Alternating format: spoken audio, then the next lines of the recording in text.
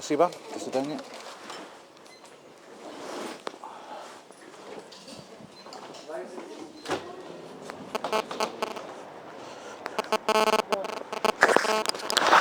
So, Monsieur Lee, see, in Russia, I don't know if you just noticed that, I caught the back end of it, but you know, in Russia they're going to try, put the wrong price up.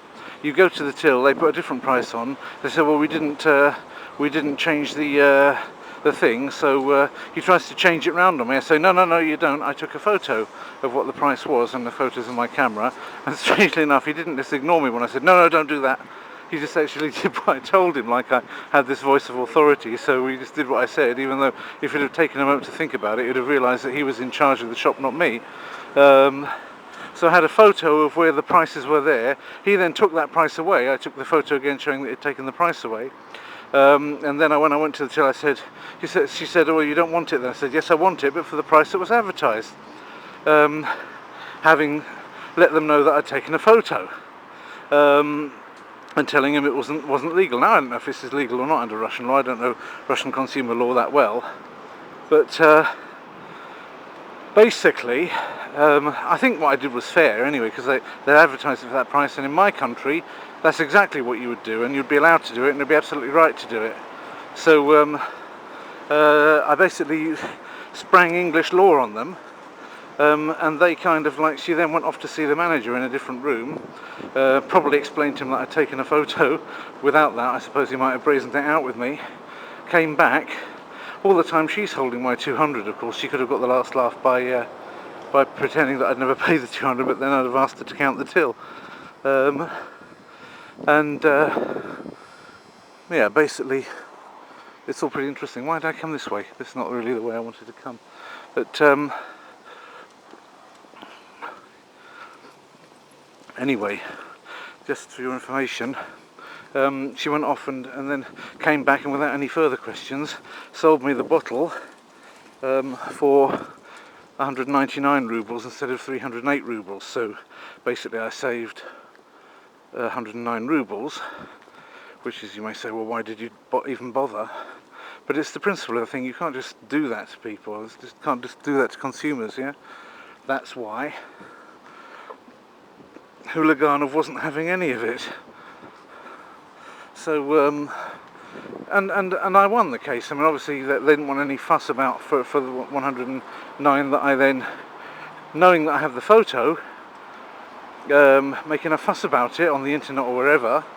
So they just basically, feeling that they, at least morally I'm in the right, probably they realised that they wouldn't like it if somebody did it to them, they let me go ahead and do it. So you see, overrides in the shop are quite possible. The shop was Magnolia, by the way. So you would think that the next thing they would try and do is say, well, look, we can't do it. There's no override. We have to go by the controls, etc. We can't do anything more. But they just didn't want the fuss, so they did it. So sometimes it pays to be assertive and to claim that the law is on your side. Because these people, I mean, to be honest with you, in the main, in Russia the laws are fairly pro-consumer and actually fairly strict. So in the main, if you look in the law deep enough, you probably will find that the law was more or less on your side. See, wow, quite a wind blowing up here in Moscow. This is the good old Telly Tower.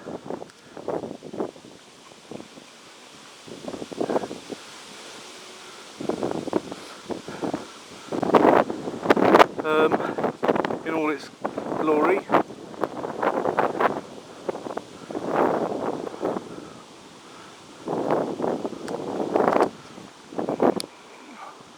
So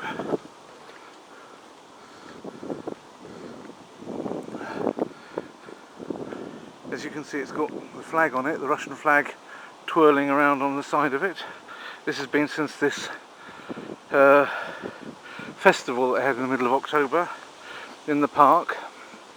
Well, I wasn't there for a couple of weeks. I came back on the last day of it. Just couldn't get stirred for people and cars.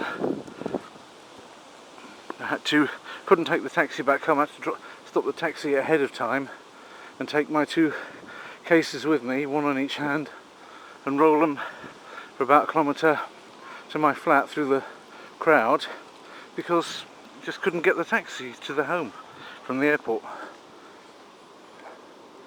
Interesting enough, isn't it?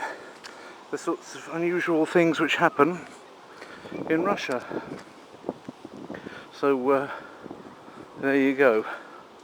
If you're in a shop and you just say to the guy, no, you don't do that, he doesn't take the price away. So I'm photographing it.